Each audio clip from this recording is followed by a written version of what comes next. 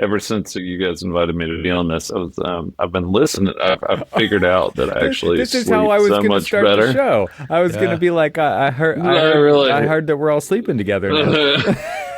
Yeah. No, I figured out that I sleep better at night, like listening to podcasts. So yeah, I jumped ahead. Sorry, I ruined it.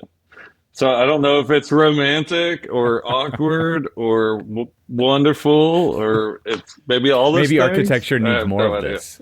That's what I'm thinking. Yeah. Are you saying Yeah. romance Yeah. or I'm leaving it open to interpretation. No. Yeah. No. Yeah. No. It it is would be a funny lot that. better if we were just sleeping together. Yeah. Everybody, No. Yeah. all of it. The architects, yes. Yeah. No, Yeah. I think that's actually what a lot of architecture people do, actually. So, Well, we do in need to lighten fairness, up. That may I've heard help. the That may stories. help. Like if we just lightened yeah, up as an industry, right?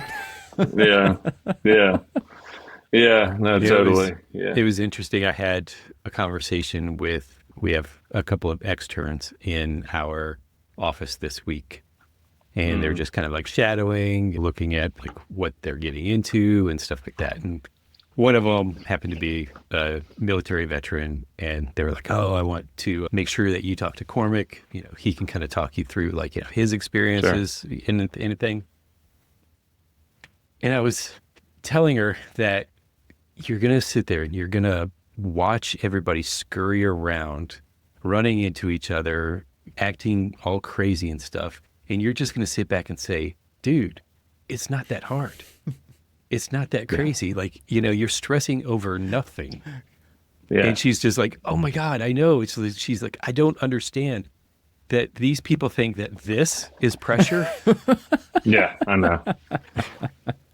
Yeah.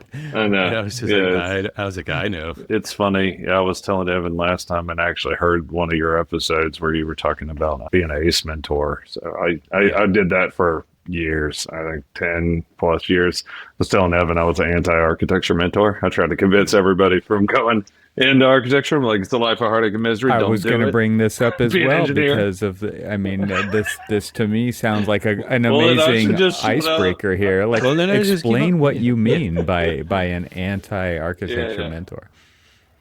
No, so it's Oh, funny. So yeah, there's a long story, but I will spare you the details. But know that when I graduated, it was the highest unemployment rate in America, and the first and only job I could find was as a janitor at NC State Libraries, making $9 an hour. So 3 years later, I became a principal at a major firm. But like, there's a weird story in between, as one does, obviously. But I went into manufacturing in between that, and I got involved in ACE Mentors program, and it was the architecture mentor to a lot of students. All of which who have this very kind of glamorized kind of Hollywood kind of view of what architecture actually is.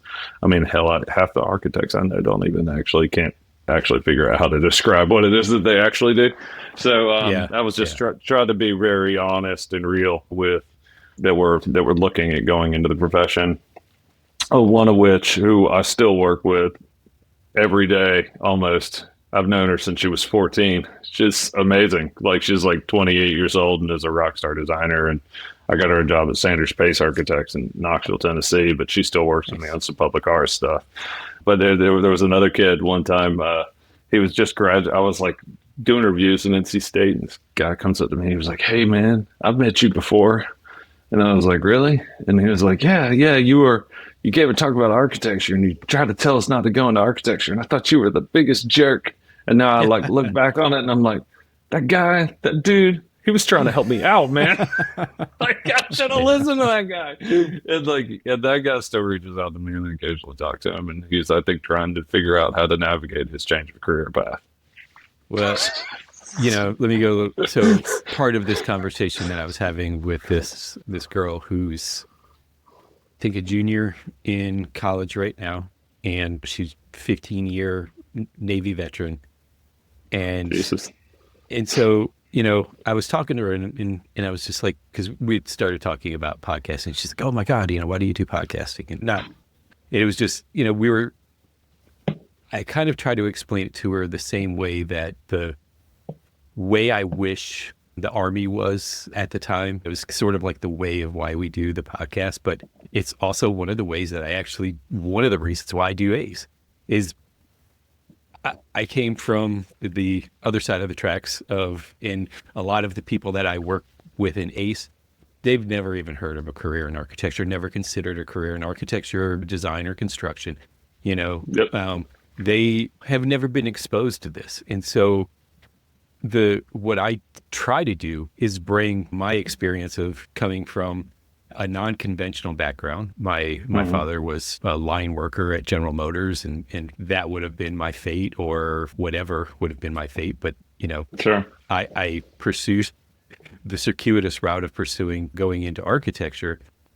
And like the reason why we do this is a lot of times it's because we're sitting there talking about like why it is that we do what we do and why we go through the whole insanity of the profession, and try to be as real about it as possible. And I was talking to her, Totally. I was like, I wish that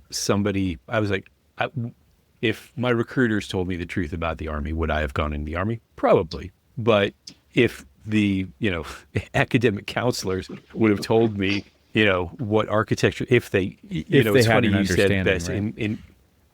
Well, I mean, Yeah, the funny thing is, that's even if we asked architects, could they tell us what we do? Yeah, no, totally. And so, I mean, that's kind of like the whole point of this is just talking about the reality of what it is that we do and why it is we still do it, and why it is we actually talk it for the past 12 years, why we've actually talked about what it is that we do. No, totally, man. Yeah, no, it's no, I could not agree with you more. So yeah, it's interesting. It's funny. I meet people all the time. They're like, "Oh, I always wanted to be an architect. Sometimes bad at math, or I couldn't draw." And I was like, "Man, dude, I went into architecture because I was bad at math. I couldn't draw. I was terrible at science. Couldn't spell. Like it was either that or become a bank robber. It was like one of those two things. Those are the options. Like those are the only two options. Yeah. I was just in DC yesterday. Went to a conference, and we'll talk about that in our next episode of it. That conference, but I was in an Uber getting a ride into the office before I headed out to the conference. And, she was just like, "Well, what brings you into town?" And it's like, "I'm just here for a conference." "Oh, what kind of conference?" And like, "Something about architecture." Like, I wanted to be an architect, but, I went into real estate instead, and also an Uber driver. And I was just like, "That's cool." She's like, "Yeah, I just couldn't handle the math." And I'm like, you don't know how many times I've heard that story about I was like, in my almost immediate response is exactly like yours. It's just, I went into architecture because I was bad at math, because I didn't know math. Yeah, I was like, exactly. I was a creative thinker, I was a critical thinker, problem solver. And that's more of like our core competency than actually adding. Totally. Yeah, no, totally.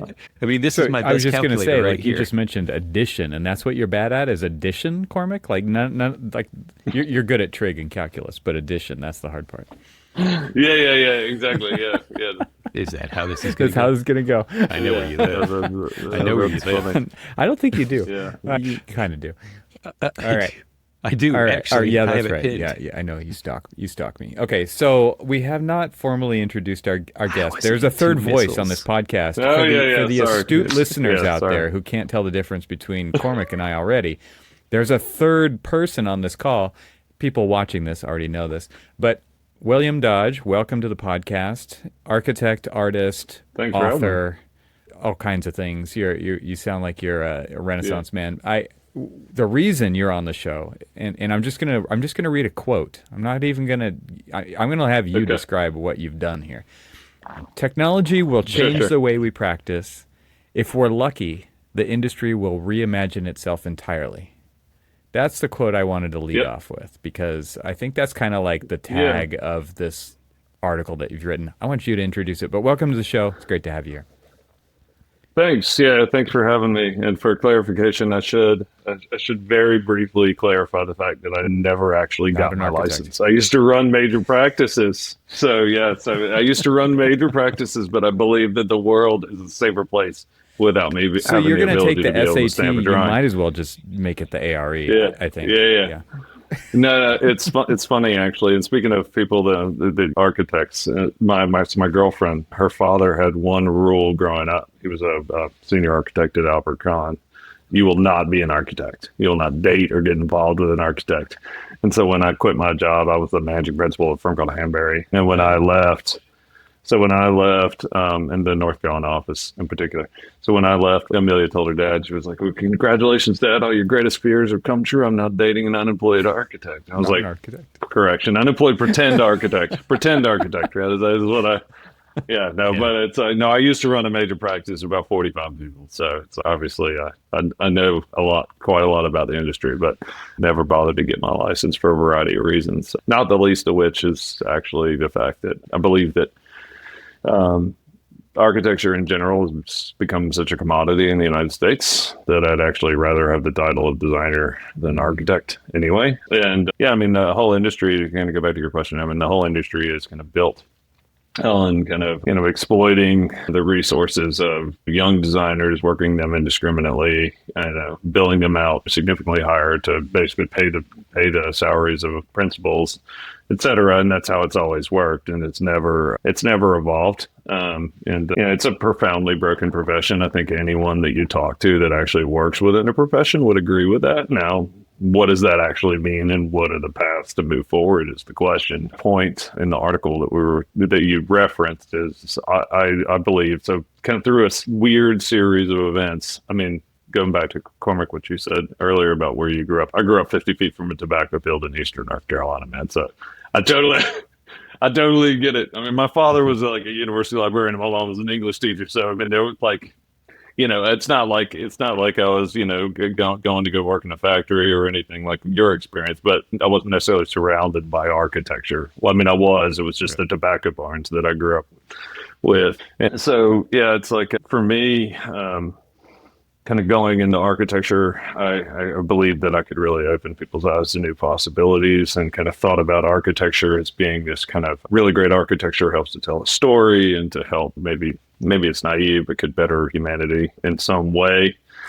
Certainly that's not maybe 100%. It's an incredibly idealized version of the profession, but it's certainly not the way that we found ourselves. As we've kind of grown over the decades as a profession, we've really started to commoditize ourselves in a really significant way, in particular in this country. I practice a lot globally, and it's funny, all architects, you can always tell an architect. It doesn't matter if you don't speak their language or whatever country you're in, you can always 100% pinpoint an architect. But when you talk to folks practicing outside of the U.S., it is pretty interesting to see kind of what a radical difference the practice is. And I'm hopeful that with AI, you'll start to see a rise of micro studios, because right now, the thing that is with the Genslers and the Perkins and Wills, and I'm just using them as examples because they're enormous.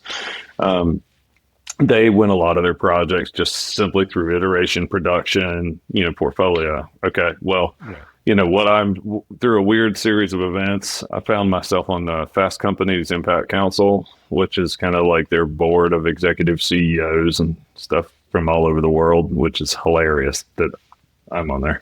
We won an urban design award for a public art project, it's the world's only totally dynamic climate change memorial. So they were like, hey, you're doing some $50,000 total project budget, 57 cents a square foot, by the way. So they were like, you're doing some pretty interesting stuff. You want to be on our impact council. But it's interesting because kind of sitting in those conversations with many of the world's experts on AI and technology, and hearing about what's going on that will not be public knowledge for 10 or 15 years. It's just extraordinarily obvious that we're going to not necessarily be, we're going to shift our role as architects from being producers of documents to becoming more creative directors. Much as the same way that senior architects and principals do now, we're just basically going to be cutting out a lot of the staff. So there's pluses and minuses to that, right? What you do is you democratize design, and you really give the opportunities to be able to go and kind of create best ideal win scenarios, But what you're also doing is you're kind of making it really challenging for people that are in the process of trying to break into the profession, right? Because then all of a sudden like the three of us and some stranger on the street can go and compete with Gensler to build a billion square foot building or whatever, just because we've got constant ability to be able to iterate and we've got the knowledge to be able to creatively direct that.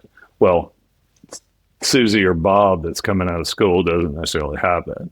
They do have the expertise they do have the expertise in being naive. And I should very specifically call that an expertise, because a lot of times we tend to think that expertise is so wonderful. Man, it's not. I mean, it is a lot of times, because you know what you're doing. The bad part is you know what you're doing. So you're too predisposed to what is and isn't a good idea. So you can't really think about things in new ways anymore. So, there is a serious advantage to not having 20 years of experience, but in this scenario, it's not necessarily the best situation. I think this plays back into your comment earlier too about using young staff to pay principal salaries. It's also not that really plays out this way, but this is what happens in school, right? It's like that's where the great ideas are. This is why a lot of people who practice also are working at a school teaching studios, is because it's a great place to hear ideas and participate in that process. Yeah. But even to your point, it's, so I just started teaching a semester ago, in the reinvigoration that I've experienced. Oh, totally. Yeah. Is amazing, because now I'm with a bunch of naive, don't know squat about architecture, but that's the fun part of it. It's like, that's the awesome part. It's that, sense of discovery, that sense of like exploration, that when you are 25 years into your career and you're sort of like become the curmudgeon, and you're just like, well, I've been doing this for 25 years, just like you've heard on the job sites and stuff like that, when it's just like, this is just the way that we do it kind of thing, isn't always the best idea. That's not where creativity lives, in the this is the way we used to do it, and this is the way we're going to do it. Yeah, no, totally. I mean, if I told somebody 15 years ago, well, let's say 20 years ago now, that I was going to carry one of the world's most powerful computers in the palm of my hand, it was going to be a phone made out of glass and have 3 buttons on it, they would have told me I was crazy. Absolutely.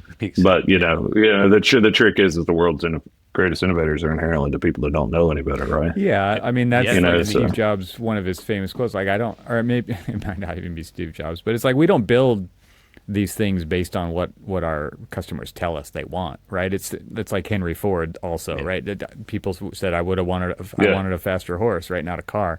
And it's like people don't know what they what they want, and I think that's an accurate statement.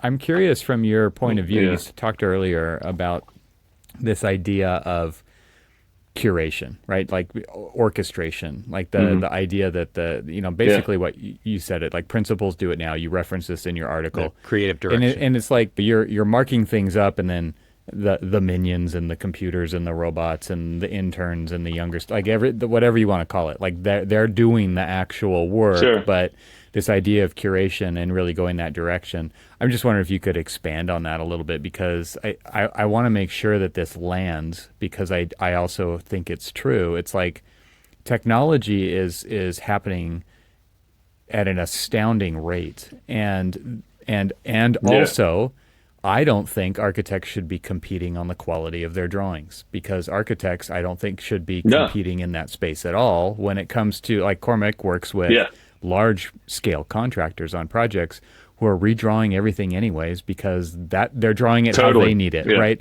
The drawings that we produce are for construction, but they're also for for permits, right? They're for different. They're things. more for design intent. Yeah. They're more like, here's the idea. Now, if you could figure out a better way to do it, where we won't get sued, that'd be awesome.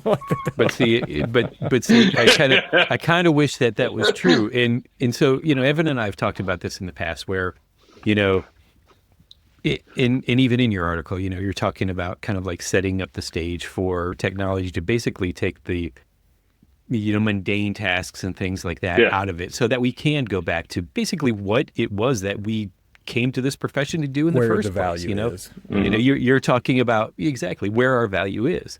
And a lot of times, and I'll give you an example, is, here we are, Evan alluded to me working on really large projects with large contractors and stuff.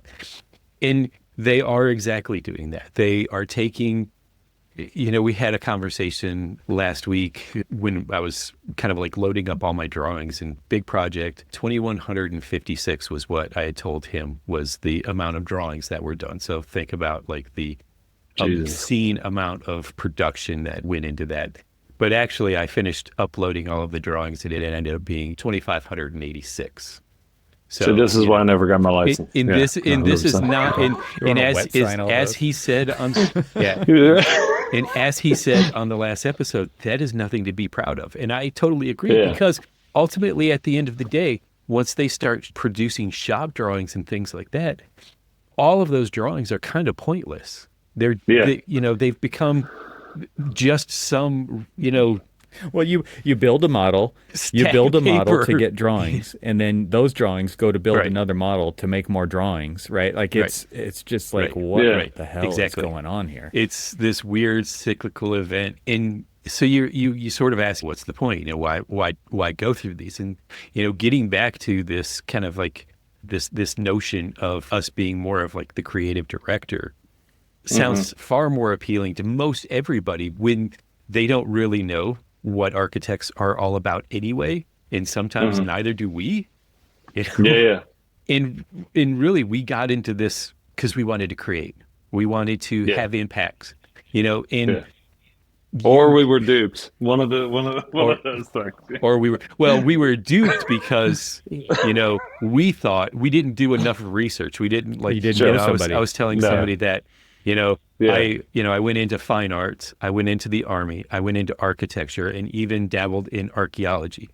All of those start with AR. Oh my God, we have so much in common. That's wild. I did all those things. All of those started with AR. You didn't apparently make it past I that couldn't part. I couldn't get past the A's in the career handbook. None of us did. Artist, architect, Army. That's hilarious, man. No, that's interesting. Yeah, I used to study art. I studied archaeology and architecture in Malta, and I actually do work in Malta now. And one of my, just kind of going back to this original point or earlier point, my Maltese architect friends, what they'll do is basically do design intent drawings. And they'll design very specifically the key details that matter. But the GC is doing the rest of the drawings. Like they're like kind of more like the master kind of creative director. That's what the architect. And so they're a firm of currently four people now, and they're one of the best design firms in Europe. And they won the World Architecture Festival for best interiors. They've been a finalist for multiple categories of World Architecture Festival. They won the Architecture Review Awards. I mean, they're like just a top-notch design firm, but it could not possibly be more different than the kind of work that we do. I actually took two young designers, decided to come with me to Malta because they heard me talking about it so much. It's the one, it was my mentee is basically my kid, and her best friend, who was the last person I hired, who I never actually worked with, which is funny. She came with me and my girlfriend and some other people. And I took them to the office, and they were like, oh my God, I can't even imagine working like this. It's just so radically different than what we do. It is interesting because in that kind of cultural zeitgeist, we imagine that architects are like these super creative, like highly like tinkering all the time, becoming almost like inventors. And people think about Bucky Fuller, obviously not an architect, right?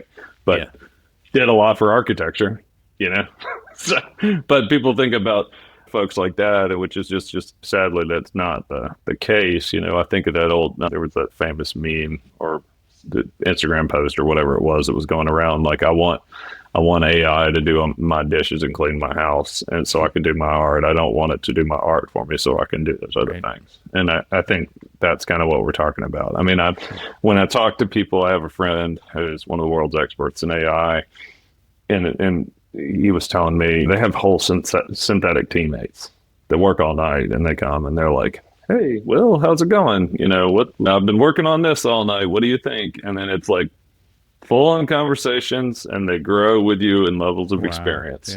Right. And then when you retire, you basically that person because becomes somebody else's mentor, right? Yeah. They also have fully synthetic user groups of like 40 people, basically, where you have like, okay, well, this is Mitch. He's Black American who grew up in Lansing, Michigan. He's got a PhD in philosophy. He's going through a divorce. He's a little feeling a little under the Persona weather kind of stuff. And this is Susie. She's a lawyer. Yeah, totally. And they give them whole personalities, and then they basically give them pitches and get the reaction. What jokes land, what don't, what designs land, what doesn't. And it's like that's kind of what we're talking about. And then when you start to kind of get into regenerative AI, I mean, or generative AI, it's a whole different scenario. But I guess what we're talking about, like a lot of people are thinking like ChatGPT and things. I mean, that's not what we're talking about. I think what it does, it's both terrifying and exciting at the exact same time. It's both dreams and nightmares are the same thing, it's just the other side of it, the different nightmares and dreams too, So I think it can be, AI can be a really wonderful thing for our industry, but it can also be a terrible thing. It just really depends on who's using it and how they're using it, and what they're using it for. So I think I personally welcome it. I mean, I think it's going to be interesting to see how it all shakes out. So let me ask you, just as more of a novice in this, I'm the roll the sleeves up, kind of get into the projects and the weeds and all of this other stuff. And I am not a naysayer on the coming tide of AI. I know it's coming. Sure. As Evan says, the genie's out of the bottle. You can't put him back in. It's coming. Yeah, totally. So where do you see the benefit of AI in architecture?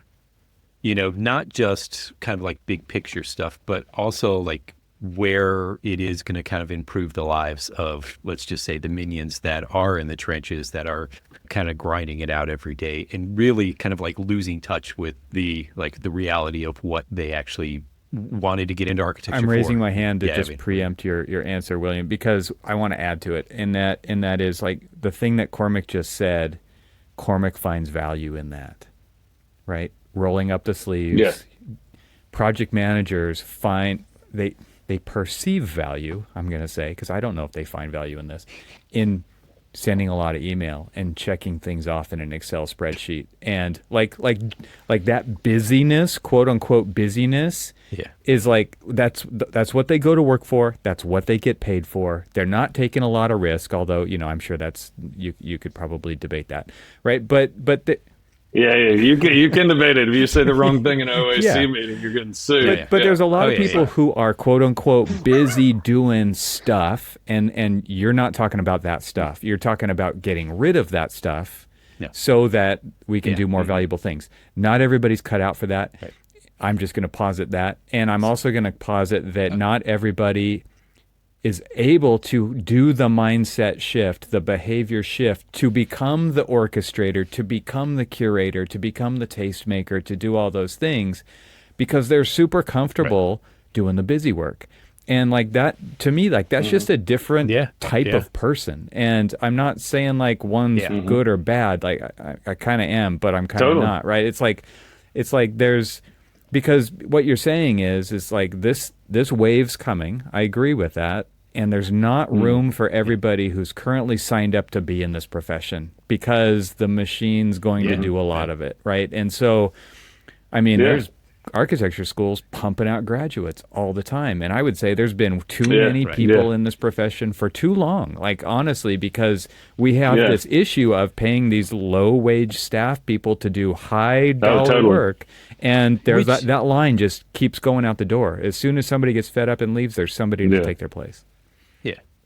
Which back in previous generations, those people who were doing, I hate to call it the grunt work, but it's the grunt work of the detailing and the drawings and pumping out the construction documents. They were draftsmen. They weren't architects. Architects were doing things. Draftsmen were basically interpreting their things.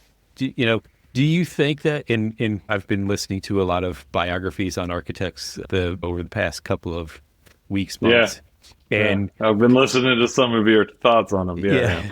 And do you think that Corb or Frank Lloyd Wright or Gropius really did construction documents the way that architects? No, not at all. Yeah, no, yeah, absolutely not. I But mean, actually, they could have used maybe a little bit of technical knowledge to maybe well, keep yeah, water no, out, but actually, yeah, yeah. That anyway, actually that brings me to a point. I write down a bunch of notes, so I'll try and remember. Don't let me get off the topic, but I That's do what want we to do point out. here. Yeah. You were talking about Yeah. basically. You were talking about in an episode recently about Meese not being able to keep water out, and Mhm. same thing with Frank Lloyd Wright, coming in on the wood cell and stuff. Yeah, Have you seen Thomas Pfeiffer's new building where they built and they rebuilt or they built one of Mises unbuilt projects? And I was just curious because you had the kind of the mindset of those buildings couldn't be built now, but they did build one Mhm. now. yeah. And what would you, if you've seen it, what was your impression of it? I'm just So curious. So I've only seen it in article, but I have, I am kind of partial to another Thomas Pfeiffer project. Unfortunately, it's closed right now for repairs because it's leaking. The Glenstone. Gladstone, yeah, Yeah, which is one of my yeah, favorite places. I yeah. love that place. Just the feeling that you get there is amazing. It's the way that it like. I don't know if there's art there. I'm pretty sure there is, but It's not why you go. I'm enamored with the building. It's not why I So, go. so the jury's still Yeah, out. Is yeah. what you're saying is you don't know if modern I construction techniques, draft, Yeah. modeling, all these things will be able to keep the well, water out. what's interesting is now I'm working on a smaller project, like one of the smallest projects I've worked on in a long time, that is basically repairing modernist details a Hmm. on a building that basically failed. And when you look at them, you're like, of course it failed. There no wonder it failed is because if you look at it and you look at like here's the path of the water and the water is going Sure. into a stone coping and that stone coping basically is a sponge. And if you're not going to stop it from continuing down, it's going to leak. It's going to Yeah. deteriorate the panels. It's going to fall apart and it's all of these other things. So and This we're kind gonna of get answered we're your gonna own question, right? yeah. You kind of answered your own question. Do Well, architects so I necessarily get need to do that? yeah. Or There's so many. So as I was reading the article, I read the article. I'm like, this is interesting. I'm curious what other people think, and so I sent it to a handful of friends to just kind of get their take on it, and it Sure. sparked a shitstorm of really, really interesting conversations. Not bad. Yeah, I I mean, they bet. weren't like, Yeah, oh my yeah, God, no, what is that, this idiot talking about? yeah, Although no, I that's will fine. say, I hear that all the time. Yeah. I did not know this, but I sent it to a mutual friend of mine, Evans, and yours. Uh, Who I'm not going to tell you who it who? is. I'll tell you later when Uh, we're off. But oh yeah, yeah. No, I was gonna say that's yeah. I've never actually, you known know my what? bill in my life. He probably wouldn't care. Yeah. Should I do it, Evan? Should I don't out care. him? Rusty Long, Oh well, Rusty Long. So I actually didn't go to school with Rusty. or he I said he know crossed Rusty. Sorry, he said he crossed Yeah, paths with you at yeah, yeah, yeah, State. yeah. Yeah. Yes, that's Yes. true. Yeah, I was trying to help him get a job. Yeah, yeah, yeah. No, I don't know him well. No, he's Yeah. yeah, no, he's great, and he But really knows. apparently He he's does heard know you. what he's talking about. He's heard you enough to know Yeah, that oh yeah, this sounds like yeah, the kind of thing. But yeah, but yeah, it was yeah, yeah. but it's really interesting because you have all of these different impressions about, and that's kind of like the impetus of the question that I asked you was because you have so many different people who have so many different impressions about what AI means in architecture. Sure. Some people were talking about it and they were welcoming it because it's just like, this is going to help me be more productive in what I really want to do. And then others are Sure. just like, is this going to take over like the thinking for people? Or the creative part. Are we Yeah. going to lose that? Exactly. Are we going to lose the creative part? Is it just going to be image making now? Is it going to be where we lose that critical thinking, that problem solving Yeah. and stuff? And so there was a variety of I mean, different attitudes on it. And so, me asking you, it can. I mean, it can be. It can Exactly. be. It just really depends on how you want to use it. It's the question. Exactly. Yeah. Yeah. So if you wanted to do the creative stuff for you, it can do the creative stuff for you. I know firms that are allowing that to happen, and I'm seeing the quality of terrible designs that's coming out as a result. And Yeah. it's like, why would you want to give up that stuff? I mean, I don't know. I mean, to me, I see the value in iteration. I see the value in democratizing design. I see the value in just kind of the details. How do you develop a perfect detail that's not going to leak and whatever? These are the materials. This is the angle. Whatever. And I think when you start talking about that, I think that's really the best, most valuable thing for people that are creative and want to use it. However, I do think that people can use it for design. It's not going to be a good design tool. But that said, I made the comment in this meeting last summer. I was in this again in this room with like all these global CEOs. It's hilarious. At the top of the New York Stock Exchange. It's the fanciest room I've ever been in my entire life. It's the executive board room in the New York Stock Exchange, and basically made any room in Versailles look silly by comparison. So it's the room where like John Rockefeller and J.P. Morgan and Carnegie got together and figured out how they were going to take over the world. So I'm sitting there with many of the world's most kind of interesting people, and they were talking about the constant quest for perfection with AI, et cetera. And I brought up the point that currently, at least now, AI is one of its biggest benefits is the fact that it makes mistakes all the time. Because then, again, kind of going back to this whole leveraging, kind of the whole being naive, if I'm looking at 100 things, one of them might spark an idea. Mm-hmm. And that is a tremendously valuable thing. Like, and I think that we get hung up on perfection a lot of times, and just good enough is sometimes really great. And I think that's the problem with architects in general. But then I have some of the world's best designers that I know personally that are using AI more for iteration and creatively directing things rather than saying, hey, Susie, Billy, stay up all night for the next 3 days and don't see your family to do these things. I see the value in that.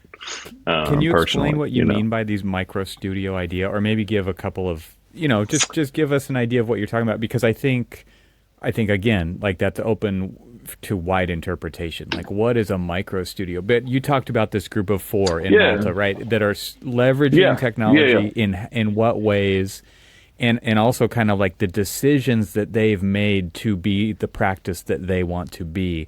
Like that means the things that they want to do, but it also means the things that they don't do, right? Yeah. No, and I should mention too, in particular, my firm in Malta that I'm referring to, they're wonderful. It's Valentino Architects. They're amazing. Everybody should look them up. They're doing incredible work. So they're not necessarily using a ton of AI. We've talked about it. I mean, they use it occasionally, but they're more, again, just the method of practice is wildly different than it is in the United States. So if you were gonna explain what a micro practice is with this super augmented, I mean, actually, well, they would be a good example of kind of what could be now possible in the United States that isn't currently possible. Yeah. Right. You have three or four people that are able to leverage different expertise and kind of critical thinking to help drive constant iteration in order to achieve design success and project success. Right. As opposed to like needing a studio of 30, 40 people or thousands of people or whatever. I remember sitting in this meeting for Fast Company, and there was a CEO of this firm called Gray. They're a huge advertising agency, and there was another CEO, but the world's second largest advertising agency. And they were just telling us, they were like, oh yeah, we used, we had this pitch. It turned out they were competing against each other and they didn't realize it. And one of them won and one of them finished second, but they were talking about how they were utilizing AI and, for all these different iterations and how they were using it to do all this market analysis and how it spit it out, 8 years of data in 5 minutes. And they were could made it super concise. I remember the guy, there was a guy sitting next to me, he's a global CEO, and he looks at me, and then I looked at him and he was like, they just told us they're not going to be in business in the next 3 or 4 years. And I was like, yeah, it's like, I don't think they realize that, but that's exactly what they just said. These are firms that leverage hundreds and hundreds and hundreds of people. So, maybe these folks will figure it out. But I remember thinking about, after that comment, I was just thinking like, Gensler and Perkins Will and these huge firms that just really they just throw a bunch of stuff at the wall and see what sticks.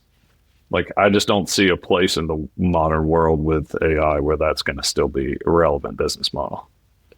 So what's interesting is that Evan and I've had this conversation because now that I'm kind of, he's not working for his big firm, and I've helped friends and stuff kind of go out and look for jobs and all of this other stuff.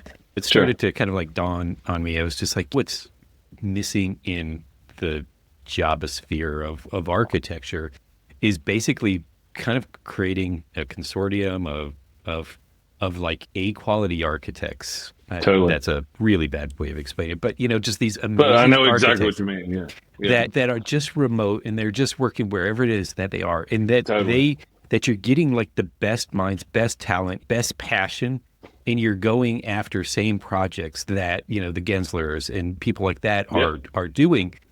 The problem is that unfortunately the model right now, which is kind of interesting in the article, is like there's almost this need to like strip us all the way down to bare and put us back up in a different way.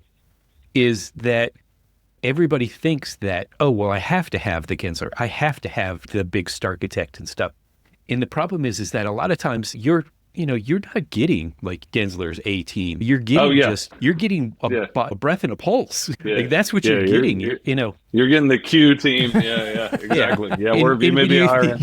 Exactly. If you're hiring XYZ other firm, you're getting all the principles and stuff. I mean, they just don't understand that, and that's on us to be able to explain that to you guys. I mean, and when you have like these like micro studios, I remember.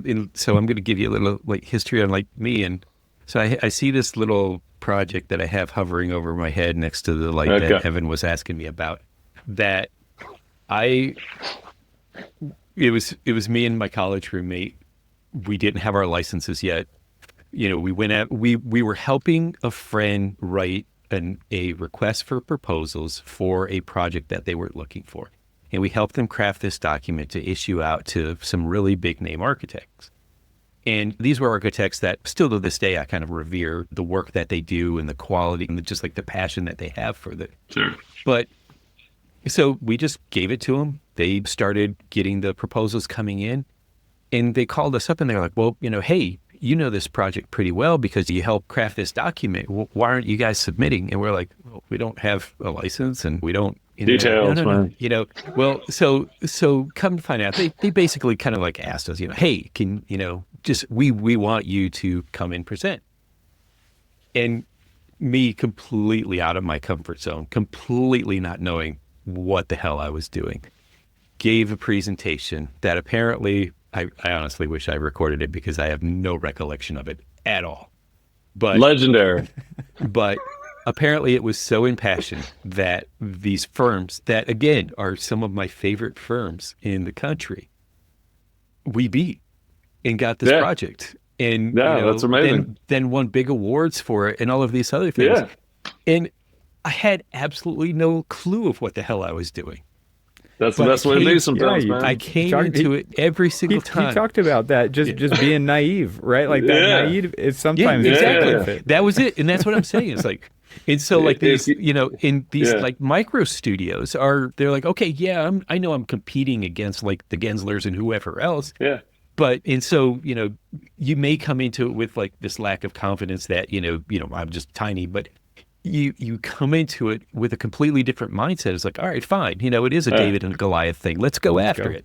Yeah. And you go with that naive kind of like, devil may care kind of attitude. Yeah. No, it's interesting. I do business consulting for different firms globally, and I find it really interesting when firms are like, "Oh, well, they're not going to give it to us because we're too small." And I'm like, "No, maybe they will give it to you because you're the ones that are going to be involved." They give it up before they even try, right? Like this happens all the time. Oh yeah.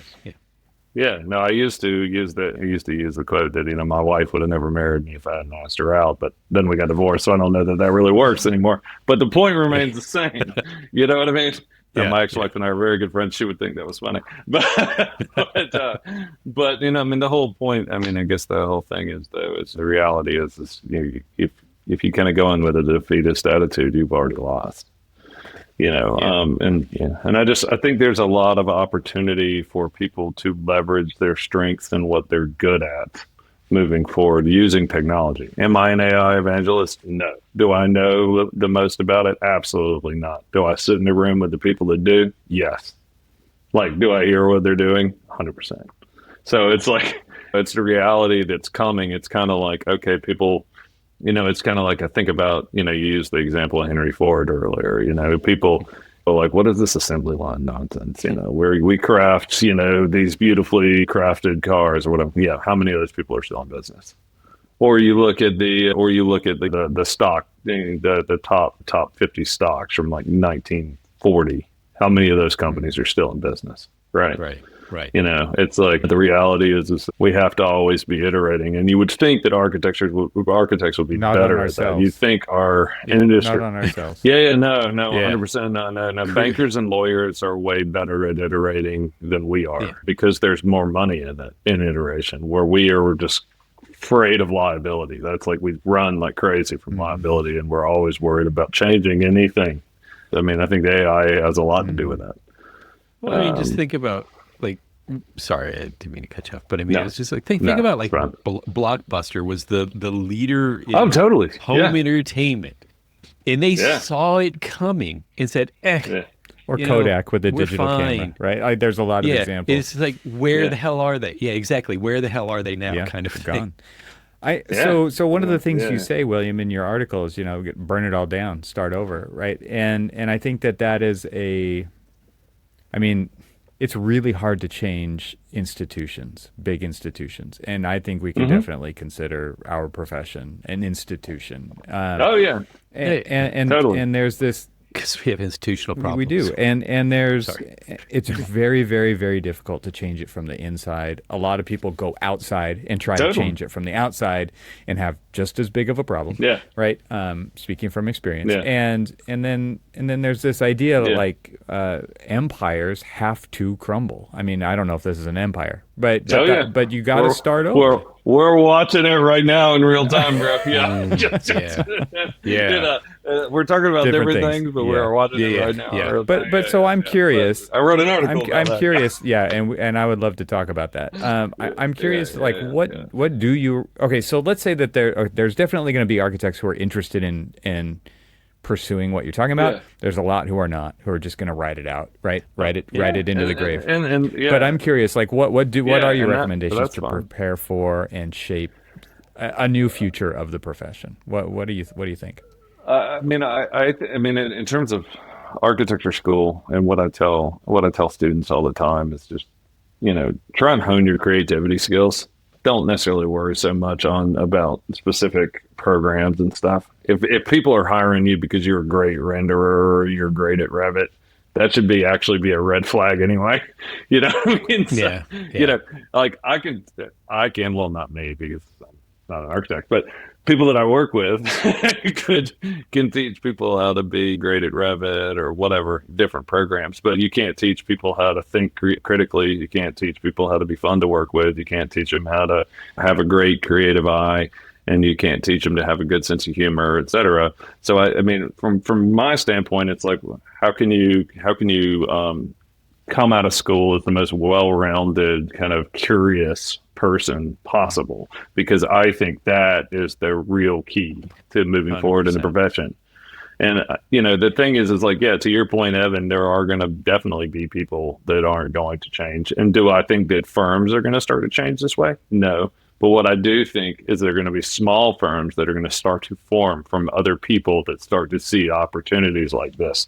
And then they will start taking the projects from the other people. And then that will shift everything.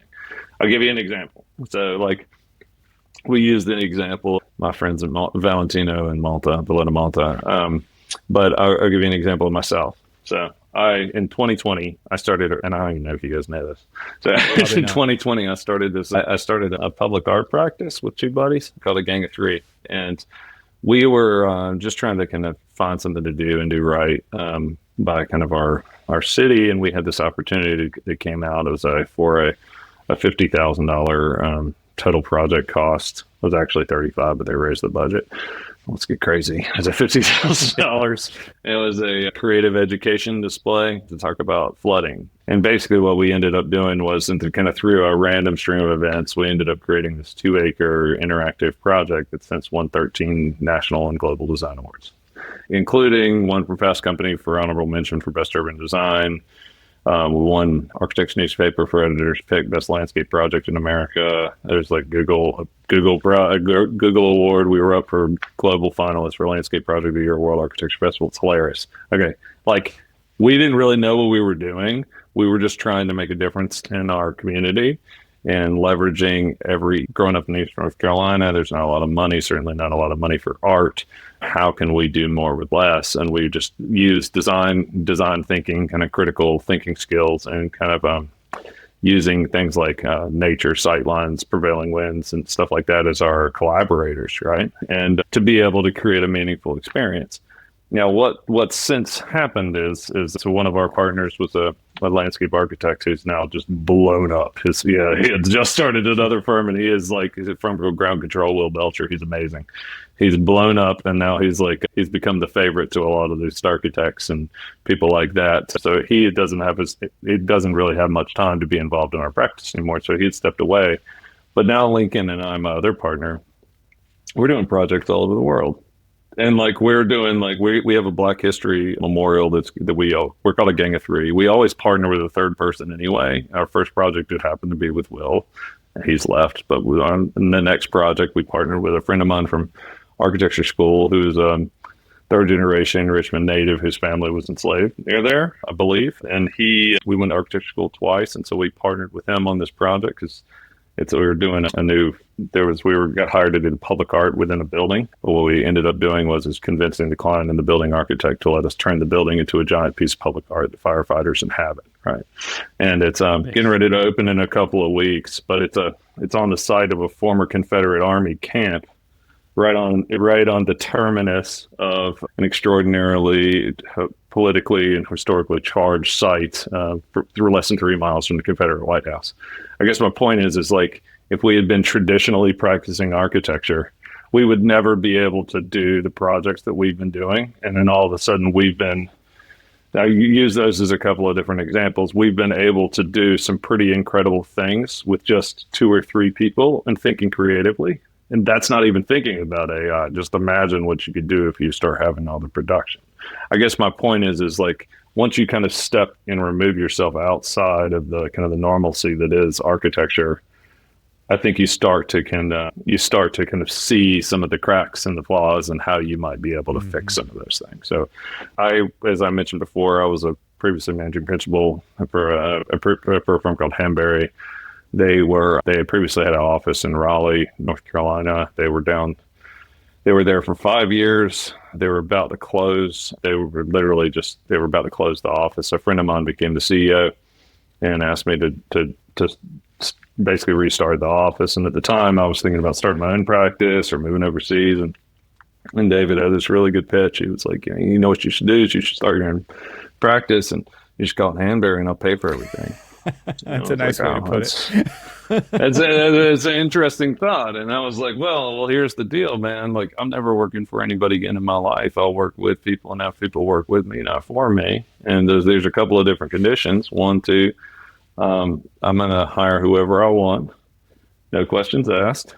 Literally no questions asked. And we are going to lose money in spectacular fashion for the next 24 to 36 months. But then after that, dump trucks full of money are going to start showing up. And that's exactly what happened. So we grew the practice from myself and one other person to being over 45 people by the time I left, and from no work to over $2.5 billion worth of work in less than 4 years. 49 months, I should say.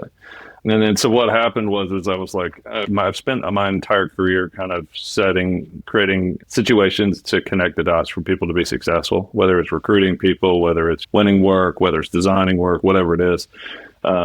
And what I decided to do was, instead of going from firm to firm or just being super bored, I mean, I could have stayed there. I worked with all my friends. I heard 40 of my friends, including the woman that I've known since she was 14, some of my best friends, et cetera. I could have stayed there and been happy forever, but I decided, my impact on this firm has been vertical the last 4 years. I could be here for the next 50 and have a tenth of the impact. So instead of quitting my job every 4 years, I decided to start my own practice and transition my clients every 3 to 4 years. Right. And so because I have this kind of global network through a variety of different reasons, I've been able to work around the world with folks from New Zealand, from Mexico City, from Malta to Philadelphia, kind of with this unorthodox business model. We're trying to kind of reimagine what architecture looks like and how it can get done. Because so basically, the best way I can describe my practice is I'm essentially an on-contract, part-time senior partner to different firms around the world. And so it's like there are people that do PR or marketing or business development or programming consulting or operations or things like that. But typically none of those people have started firms from scratch, hired 40 people, made sure Christmas came that year for those people's kids, won projects with pain in the ass clients and huge complex project teams and designed them from beginning to end and delivered them where everybody's happy. I've done all those things, right? So when I speak with my clients, I don't get paid for my time at all. I don't charge by the hour, which freaks a lot of people out. I just get paid for my expertise. I get paid on the first day, and then we work on 12-month contract. And it's interesting because when I talk to people about that, it's kind of trying to set a situation where there's no winners and losers, but everybody wins. And I think that's the situation with the AI too. It's depends on how you frame it. How do you do more with less? I think back on the climate change memorial project I was talking about. How do you do more with less? How do you think strategically and be able to leverage design principles and business kind of ideas in new and more efficient ways rather than just throwing a bunch of time and effort at something or doing things like billing by the hour that doesn't necessarily work. It's not necessarily efficient. I'll give you an example. If I could work 40 hours a week for an entire year, let's be honest, in architecture, 60, 80 hours a week for an entire year and make a firm $1 million. Okay. And I get paid a salary. Okay. Well, cool. If I can pick up the phone in 5 minutes making that same amount of money, I get paid the same. Instead of working. That's just the reality. Yeah, exactly. So, to me, it's how do you talk about value and not cost? And it's so it's interesting is whenever I talk to my clients or potential clients, they either think this guy's crazy. This guy's crazy. He's trying to rip me off. He's a lunatic. He's lying to me, or God, this dude's a genius. And it's and a friend of mine told me the other day, he's like, "You're a crazy genius." Self-selecting your partners. Yeah. No, exactly. Yeah, and that's the thing, and that's what I used to always tell my staff too, and the people, my colleagues that I worked with at Amber. It's we don't want every project. We just want the right ones. You don't want every client, man. You just want the right ones, and that's the trick. It's I don't want to hire 50 people. I always wanted to hire 10, 15 people that were just really, really good. And then pay them really well and take care of them, because I don't need to hire so many more people because these people are super badass, and give them a lot of opportunities to be successful. And that's how good business gets done. Well, that sort of goes back to the start of this conversation, and even in the article where you talk about the inherently broken way that America kind of approaches these projects is more of it's a commodity, not it's not architecture anymore. It's it's building. It's the assembly line, right? It's building. It's not architecture. And I made that comment, and at the end the article, the CEO of my old company, he was like, "What do you want to do?" And I was like, "I don't want to be an architect, man." He was like, "Well, what do you want to do?" I was like, "I want to do really incredible architecture." There's a big difference. And he was like, "That's a great point." I was like, "Yeah, that's a great quote." I was like, "Yeah, but it's also a really good point, man. It's true." I was like, "What are we doing?" Yeah, and it's not that they were doing bad architecture. It's just the industry in general. Yeah, I think about the things you're talking about and how incompatible it is with the current mindset that's out there. And that's why I keep going back to this idea of of course, not everybody has to do it. And you do have to think and approach differently all of this stuff. It's really interesting to kind of think through that and think who wants to be a part of that, and because it is so hard to get out of the rut of Principals out there are going after work just like they did last week, just like they did a year ago, just like they did 5 years ago, 10 years ago, right? It's like rinse and repeat, do the same thing. It is an assembly line. And like, the largest firms have to do the same thing because they've built this machine to operate that way. You got to keep it. You got to keep people. Yeah. Totally. Yeah. No, but I mean, to Cormac's, or I can't remember if it was you, Cormac, or Evan. We were talking about the comment about my clients, when my business consulting clients is, it's self-selecting, right? I think the architecture industry is going to do the same thing. It's like, people are going to go and start doing their own things, whether it's folks like me that are trying to I've got like 10 different toes and 10 different disciplines with a gang of 3. We're sort of architecture, sort of public art, installation, landscape, urban design, storytelling, everything in between, basically. And it's like, when I started my strategy practice, I intentionally started it because there was no one in the world doing what I'm doing. And there's still not. I'm the only one, which is really great in some ways because you don't have any competitors. And it's really terrible in others because people, even my best clients, still don't necessarily understand what I do, except I'm making millions of dollars. So it works out. But with a gang of 3, when we started that practice, we were just trying to do right by our community and then really focus on social and sustainability issues. Like all our projects deal with socially conscious issues. That's all we do. We don't do pretty things. But when we started, we don't just do things because they're pretty. I should mention, we do pretty things. So we do beautiful things, but they always have a meaning behind them. But, when we started that practice, we didn't mean to start a practice that was completely unique globally. There's no one in the world that's doing what we're doing, but that was by accident. But what I think you're going to see is you're going to start to see a bunch of different firms and startups that maybe somebody's doing it on the side, and then they're going to start landing a big project, and then they're going to step out of a major firm and then just go and start doing their own thing moving forward. I think it will be interesting to kind of look back in 10 years and see whether I'm right or wrong, or Jesus, whether the world still exists. At this point, but it is interesting. It's a hard thing with predictions, right? You're either a genius or you're a total lunatic. What was that guy thinking? But just again, I'm not an AI evangelist. I just see the writing on the wall from the conversations I've been intimately a part of. So. And your article is really, really. I mean, you talk about AI being I guess maybe like the lever, right? In this potential shift here, and so. I just think it's at a different level than what people are reading in the headlines every day and dealing. You're talking about when you're sitting in that room with the other top CEOs and they're talking about the AI that they're using is a very different than the consumer grade stuff that everybody's got to. Yeah. Oh, totally. Yeah. Right. No. Yeah. Well, there's that, and it's also continuously developing. I mean, it's. This stuff that's here today is going to be like garbage by the stuff that 6 months. Yeah, and I mean to that point, it's like punch cards by comparison to that stuff. So that you know how to use it then, right? To even for more leverage. I don't think you can continue to ignore it and think that you're going to be doing things the way that you're doing them in the future. It doesn't make any sense. Yeah, no, it is interesting. And one thing I will say that the younger generation, other than the fact that they don't know any better, right? And Cormac, he just gave us a really amazing example of why that is super valuable. They're also incredibly technologically literate. It's like my business partner is like a tech genius, and he gets so I'm like the complete opposite. Again, that's why I went into architecture, right? I'm terrible at all these things.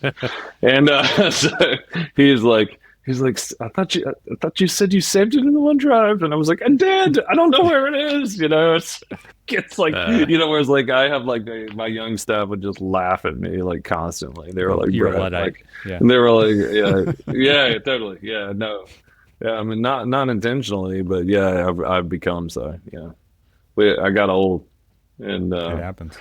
Yeah, I'm not as up on the technology as I should be. But hey, no, it is really interesting to see. I think it's actually could potentially be a golden age for architecture, but maybe that's naive. But I do think we always have an existential threat, though, right? We always have an existential threat in this profession, and to me, like this seems like a pretty incredibly viable catalyst for change. Yeah. Yeah. I mean, you look at it as just like CAD came in and, oh my God, it's going to destroy architecture. Revit came in, oh my God, it's going to destroy architecture. And AI is coming, oh my God, it's going to destroy architecture.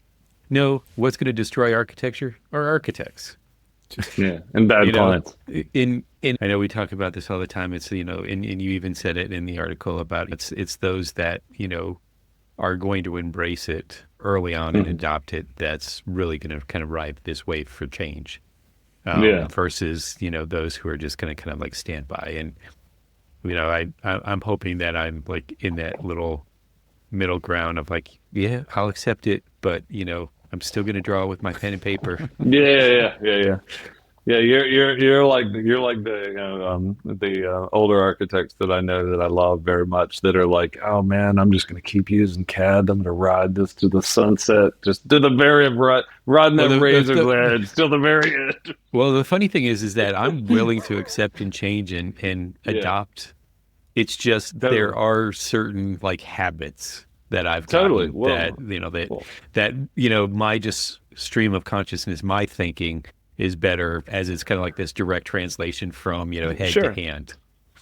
Yeah, no, I mean, and I think that's the nature of the profession. Just you do what works best for you, man. Like, Yeah. I mean, like I never understood this whole like when you're in studio, like you have to have three sections, two drawings. I'm like, man, that's not the reality. Like, do what explains your project, and then Yeah, show me that. totally.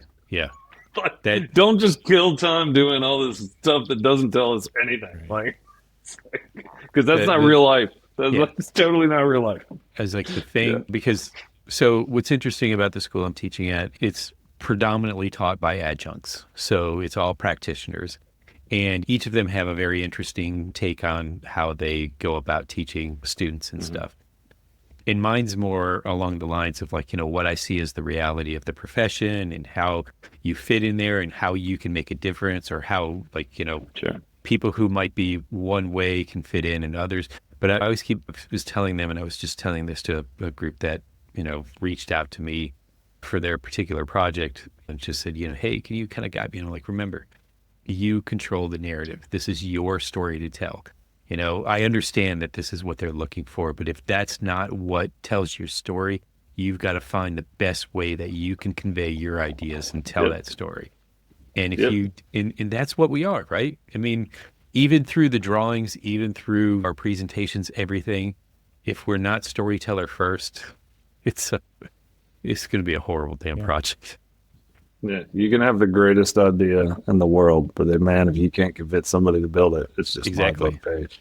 I always go back to this story, and I'm like, it's like, can you imagine being in the room when Eros Saarinen was pitching the Gateway Arch? People must have looked at him like he was just out of his goddamn mind. Like, you want to do what? You want to, like, this big stainless steel arch? Nobody's ever seen it before. Nobody's ever done it before. And you want to do what? Yeah, And he must have been so impassioned and so, like, convincing. And they're like, yeah, why not? Let's do Can't it. can't Yeah. not do it. Yeah. Exactly. yeah, yeah, I mean, it's just exactly. I mean, there are obviously some other examples, but I mean, think about it. Yeah, Like, that, yeah, that never existed. Like, yeah, yeah. even No, the thought, totally. you're just like, and it's just like, I would have loved, I mean, I think of one thing in this world that if they were like, if you could have been in any conversation, what conversation would it be? That one. I No, wanted to I don't be know, in man. that That one. sounds like I would have wanted to be in your presentation. Yeah, Well, then somebody should have taken notes because I sure the hell wish yeah, I yeah, knew what I yeah. said. Well, actually, it's funny. You just reminded me of something pretty interesting in your Corb episode. You were talking about whether or not, Pierre Jeanneret or what his cousin Yeah. or whatever was, getting Yeah. getting credit. Corb was notorious for that. So I don't know Mhm. if you all know the story. So I'm from Raleigh, North Carolina. That's where I grew up. Yeah. So I was really fortunate that when I was in the eighth, ninth grade, I became really good friends with who's now a woman, a girl at the time. My friend Laura Harmon, whose father is Frank Harmon, who's like a really super notable architect. So I knew what I was getting into. Like I used to go over to his house all the time. But like it was interesting where I live in North Carolina, we used to be this kind of hotbed for modern architecture. Yeah. And the NC State's first architectural department head was this Polish guy named Matthew Nowicki. And so Matthew Nowitzki is internationally known specifically because he won the world's largest architecture competition to design Punjab, India, which you would know as Chandigarh. Yeah. So, and he was going back and forth and flying back and forth to India and leading all the design. And then his plane crashed in Egypt and he died. And then that's how Corb ended up getting the project. Well, it's funny because if you look at the Secretariat building and you look at Nowitzki's building, you look at Corb's building, goddamn, they're the same building. Yeah. You know, but there's a bigger part to that. There's Sarin and Matthew Nowitzki were best friends, and there's a building in North Carolina called the Dorton Arena, Dorton, and it's a hyperbolic paraboloid, and it's basically two arches that are essentially falling down on one another, and it stretches high tensile cables between them. And it was the world's first building to hold its roof up entirely by cables. And I remember taking Michael Rotundi there when I was in grad school, and he was like, "Oh my God!" He was like, "Man, Tom Main and I, we were starting Morphosis. We would have never done some crazy shit like this, and these guys did this with slide rules in the '40s." Yeah, what? Yeah, totally. But like, I have never measured the exact dimensions, but I know Sarin apparently was super obviously upset when his friend died, and I'd be willing to bet that if you look at a plan view of, because there's two arches, that if you just basically stand one up, it's a very emblematic of the St. Louis Arch. So but it's worth checking out the story. It's an unfortunate situation with Nowitzki because his family gave all his work to North Carolina State Archives, but they didn't release a copyright. So because of that, none of his work could ever be reproduced for like 100 years. So the world totally forgot about him. They thought they were giving the work to the archives to preserve it, but everybody forgot about it. It's like the warehouse at the end of the Indiana Jones movie, right? It's like, oh yeah, no, except it's architecture. 100%, yeah. And remind me before we go that I've got the most epic Frank Lloyd Wright story ever. Let's first-hand account. Okay, well so there's an architect in Malta, Richard England. He's amazing. And there's a new little mini documentary. It's only like 6 minutes. There's a European firm called Everhouse Art House Studio that did a little documentary on my friend Richard England. But he's basically like the godfather of Mediterranean architecture, right? Like he's become really good friends with Renzo Piano and Daniel Libeskind because they're super fans of his. You know what I mean? Like it's like he kind of reminds me of my friend. He's the Mediterranean version of my friend Frank Arman. I'll go to dinner with Frank and like Tom Kundig and Marlon Blackwell and Rick Joy and all those guys will be there, and then like Frank's like their leader, right? You know, like that's kind of like he's like the leader of their like gang, right? And then that's the situation with Richard in Malta. But he used to work for Gio Ponti. Ponti used to collaborate a lot with Scarpa and he has all these really cool stories. Apparently Scarpa wrote Mirror Image like Leonardo, and he was always so distracted and kind of scatterbrained that he would forget that he was smoking, and the cigarettes would burn out on his hands, so he was always covered in like scabs and stuff. He would leave them drawings, like trace paper drawings, and they couldn't read it, so they have to hold it up in front of a mirror to read what she said because it went in the opposite direction. So all these wild stories. But my friend Richard is in his late 80s. And he was telling me they were working on the University of Baghdad. And because at the time, I didn't know this until he was telling me this, that was like a really big deal architectural project, kind of like almost like Chandigarh. Like they were trying to collect the world's greatest architects. And like Corb had a project, and Frank Lloyd Wright with Gropius, Gio Ponti, all these people had different projects. And apparently everybody got along really well, except for everybody universally hated Frank Lloyd Wright because he was such an asshole. So they kind of all have like this understanding that nobody would ever allow Frank to be there when they were there because his ego was just too much to deal with. So my friend was there, and he was at the lecture of Walter Gropius. So Frank Lloyd Wright shows up a day early and doesn't tell anybody. And he hears that Gropius is giving a lecture. And Gropius is like, the genius is in the collective, we all collaborate, et cetera, which is the opposite of Frank Lloyd Wright. Complete opposite. I'm the genius, you were my draftsman, I'm the collective genius, whatever. So he shows up to Gropius's lecture, he walks in like halfway through and goes and kind of interrupts everything and sits in the front row, and Gropius is kind of like looking at him like, what are you doing here? Like, this is super awkward. So my friend is in the audience. And he's sitting there talking, and at the very end, he asks if there's any questions.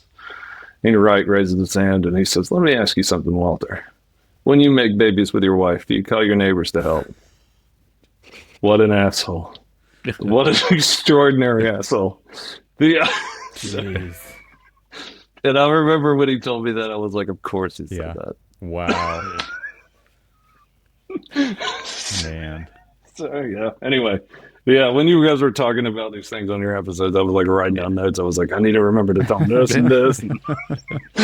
No. I will say, it's interesting that I've sort of seen as a thread with all of them, Korb, Gropius, Royer, whoever, every one of them. Frank, I mean, what was interesting about their common thread is all of them, yes, they had their egos. Yes, they were probably all assholes, but they had that naive, like, I can do whatever kind of mentality in a time when what they were doing didn't exist. So they were they were dumb enough to do something so, so game changing that it essentially changed the world of architecture. And they may have said, "Oh yeah, I know exactly what I'm doing," but I'm looking at it more on a critical level. Is like, no, you didn't. You didn't know what the hell you were doing. You're like, but that's okay. And that's okay. That's okay. Yeah. He's like, if they were honest with themselves, they would probably sit in the dark room and say, "Yeah, I don't know what the hell I'm doing." But you know what? They had the confidence to go out there and say, "This is what I'm doing." It's guts, man. It's like risk tolerance, and it's like pushing. I mean, you get into these. I think we've probably all experienced this. It's like, who can have the best idea and who can actually get it to become a reality? Like those, and then it becomes like this competition for the best ideas, and it's way beyond one project. It's like it just keeps going, and it's kind of an interesting life to live, for sure. Well, I mean, Falling Water, if the stories that I was told is to be believed, came about because he was left out of I'm blanking, Congress of blah, blah, blah, blah, you know what I'm talking about. I can't remember. Korb's group. Yeah, Korb's group. Yeah. And they were basically like, "You're washed up, you're nothing, you can't do this." And he was just like, "Watch me." And but if that's true, then great. If it's not, it was still one of these things. It's just like the competition that they had bred that. And what's interesting is I think these mega firms, kind of like to bring it back here, like these mega firms and everything sort of take that like whole desire of competition out of it. It's just like, again, it's an assembly line kind of mentality. I mean, they may be some really competent, well-designed buildings, but it's still an assembly line mentality. Yeah, is that architecture, or is that more facilitating a building? So I think that's the question. Yeah, exactly. Yeah, and it's what exactly defines architecture is the real question, right? It's kind of like pornography, you know it when you see it, Yeah. But it's like, it is totally, it's interesting. I will say that apparently Renzo Piano is like the nicest dude on the face of the earth, by the way. I think he apparently spends like his spare time like helping old ladies across the street and stuff. So there are some really good ones out there. We're working on our second project. That's right. I did hear that. And that's, I mean, the only thing is that like they wish that we would stop designing through construction, but other than that, they're like, "Dude's amazing." I mean, one of our principals is just, he fawns all over him, for good reason too, because, he's not only good, but he's, a good person too. Yeah, he's a wonderful guy. Back to this. Yeah, his very best friend. Comment about being likable, being somebody that people like to work with, right? And that's the truth. Deal. So, I think we should call it. I think we would love to have you back and talk about your next article that just got published, William. About the federal. What's the actual terminology? Basically, it's a federal Make America Federal Buildings Beautiful Again, or some dumb shit like that. Yeah, no, but I should mention that the Piano's very best friend is the one who told me that story about, right? Funny. So it's it's funny.